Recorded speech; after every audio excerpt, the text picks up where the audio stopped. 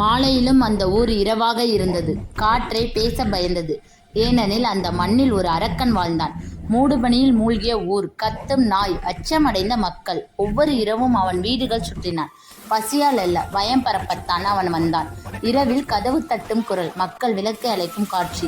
மக்கள் தங்கள் குழந்தைகளை காப்பாற்ற முடியாமல் வானத்தை பார்த்து கேட்டனர், எங்களை யார் காப்பாற்றப் போகிறீர்கள்? குழந்தைகள் அழுது உறங்கும் காட்சி. வயதானவர் வானை நோக்கி கேட்கிறார், எங்களை யாராவது காப்பாற்றுங்கள், எங்களை யாருக்காவது உதவுங்கள் அப்படின்னு. அந்த இளைஞர் இருளை வெட்டி வந்தால் ஒரு ஒளி. அவள் பெயர்தான் தேவதி. அவள் முகம் சாந்தம், ஆனால் கண்களில் தீ. ஒளிக்காற்றில் தோன்றும் தேவதி. அவளின் கண்களில் நம்பிக்கை ஒளி. அரக்கன் அவனை கண்டு சிரித்தான். இந்த ஒளி எனக்கு எதிரியா என சினுங்கினான். இருளில் நெருப்பு துளிகள். தேவதி அமைதியாக நிற்கிறாள். தேவதி கூறுகிறாள், இருள் எவ்வளவு பெரியதாகனும் ஒரு சிறு ஒளி அதை வெல்லும். அவள் கையை நீட்டினாள். வானம் ஒளிந்தது. மின்னல் போல ஒளி பறக்கும் காட்சி. மக்கள் வெளியே வந்து பார்த்தார்கள். அரக்கன் கோபத்தில் கர்ச்சித்தான். நிலம் குலுங்கியது. தேவதி அசையவே இல்லை. அரக்கன் வடிவம் மலை போல் பெரியதாகிறது. தேவன் ஒளியவன் வட்டத்தில் நின்று பார்க்கிறாள்.